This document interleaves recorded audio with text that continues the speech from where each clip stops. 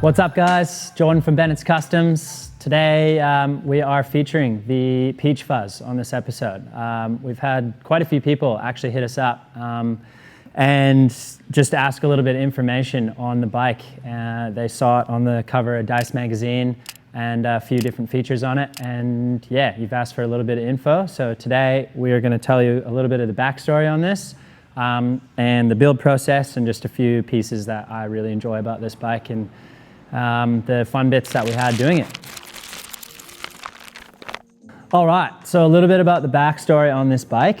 It has literally traveled across the world. I put it in a container when I purchased it in Canada, seeing family in that, and brought it back over here to where we are now in WA in Australia. I purchased this from a really nice family who I had actually grabbed a mill and a drill press from, and this was actually sitting under a bed sheet in their basement in many pieces. I didn't actually know what it was. I wasn't too familiar with these. And for those who don't know what it is a 1969 Moto Bacane Mobilette from France. Really cool. They're 49cc. Basically, it's a postie bike. You pedal it to get it going. And yeah, it does about, I think we topped it at like maybe 70K. They didn't really want to sell it when I was there purchasing the other tools. Yeah, so my dad and I were actually sitting down the beach at our cabin, having a beer, and I had a missed call from the lady, called her back, and she said basically that they were willing to sell it. So yeah, we made a deal. I brought it home, purchased a few bits and pieces while I was there just because it was a bit easier, and brought it over here. Fast forward about 3 years, the boys at CJ Cycles had a little chopper show going on up in Perth. I was really keen on putting something in the show, but all of our bikes have always just kind of been in pieces, or you know, we're kind of in the middle of projects waiting for different bits and pieces. So this was the only thing I had, and it was kind of a bit of a joke because it was a postie bike going into a chopper show, and I had about 2 weeks to do it. So basically that led to, all right, I need to get this thing disassembled, get it sandblasted and get it into primer and paint ASAP, as well as getting a lot of the custom bits that I wanted to do to this bike done. So there was a lot of late nights, but was able to successfully finish the bike, take it to the show, ended up winning People's Choice and got an amazing award from Wildman, who had hand painted a Moon hubcap from Japan and had sent it over. Which was just probably my most favorite piece I got hanging on the wall. And yeah, a huge shout out to the boys at CJ Cycles, Calvin and Jordan, and the rest of the boys who put it on. They did an incredible job. It was a super fun event. And yeah, I'm looking forward to the next one. So for the bike itself, I wanted to kind of change quite a few different things. Basically from front to back, I wanted to use a headlight. I didn't know really what to use, and I had a Model A cowl light, just digging through a bunch of piles of early parts that I have. So I ended up using it, and if any of you are familiar with the Model A cowl light, because they are on the side of the car itself, the mounting holes and everything are on the side. So what was really cool is I actually bent up some 10 mil stainless bar and actually made a mounting plate that had it on the side, so it's actually kind of asymmetrical rather than being real even, which was a really cool piece. And yeah, I really like doing real fine kind of stainless work, so it was a bit of a challenge and really cool to see how it, the end result. Following that, I did really want to make a full crazy Springer for this and have like a 10 over on it, but it is also really fun to ride, and I am planning on getting it registered and having it as a little pub bike, as we call it. With the front, I just basically made a really cool kind of fake Springer. Actually does work. It's not, kind of your traditional style with the pivot on the bottom, but it's just kind of what I came up with off the top of my head, and I thought it looked really cool. Following into the bike, we just made some real simple custom logos on the side that just say Bennett's. We just wanted something real simple and kind of hand done. I do have some really cool vintage cable wrap that I've had, and it was new old stock and kind of a cool piece and just really, fit this project. Into the center of it, obviously you know, being a bike, you need a cup holder, or beer holder as we would usually do.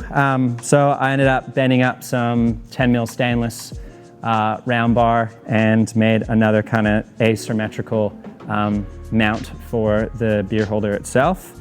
And obviously wanted to have a sissy bar. That was a bit of a challenge, but was able to do it out of 12 mil stainless round stock.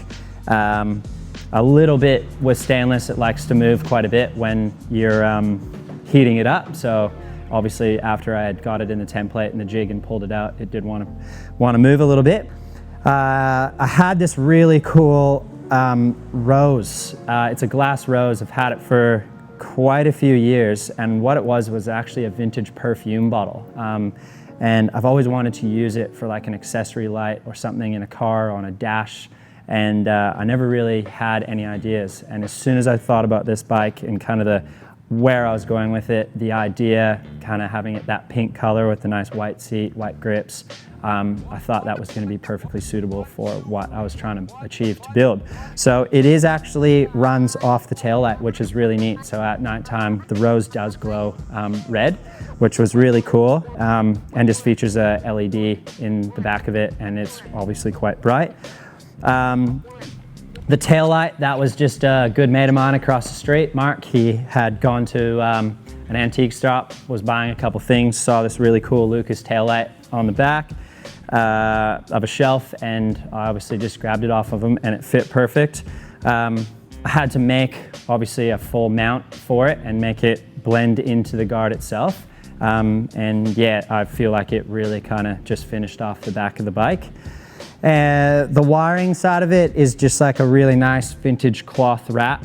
And that actually came from elevator shaft in Canada. I bought a whole roll of it, which was really cool. I still have a ton left, but that's going into a future project that we will be starting next year. Really cool thing about it was kind of getting a little bit of the hype from the show. The boys, Dean and a few of the other guys at Dice Magazine actually hit me up to do a feature on it. Yeah, I was a little bit shocked. They wanted to do a postie bike in a really nice motorcycle kind of chopper magazine, but it was also really cool that they were willing to kind of put it in there and show, you know, a couple different things that people are building that are two wheels. So yeah, fortunately it actually did get the cover and a 3 or 4 page spread inside there.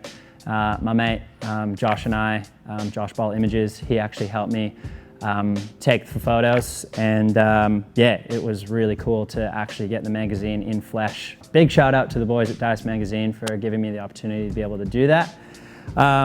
Also, this is a really important one.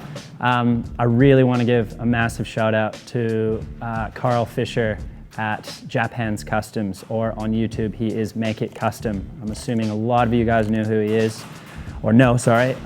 If you don't, he is seriously one of my best mates from home, and he is by far the most talented metal fabricator I know today. And I literally am so inspired by him and really look up to him and his ethics, the way he does go about stuff, the way he designs things. He's got a crazy imagination, which is really neat, and a very artistic skill to stuff. And I love watching everything he does. And yeah, he always is, you know, he's kind of pushing me to do a lot of this stuff as well. So it's really cool. So if you don't know, head over to his page, Make It Custom, give him a big shout out, show him lots of love.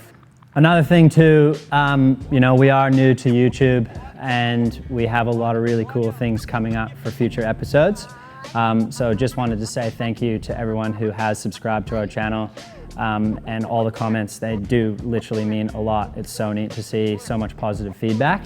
And yeah, we have quite a few really good videos coming out, and it's just a bit of a wide variety, from custom paintwork, early choppers, a future project. I can't really say too much about it, but it's 4 wheels. It's a dream car of mine that I've been wanting to build. So that is coming out, as well as just a few tutorials, a lot of real cool custom fab work, and kind of a lot of stuff outside the box. So we want to cover a variety of different things that is old and vintage, and, you know, kind of comes together.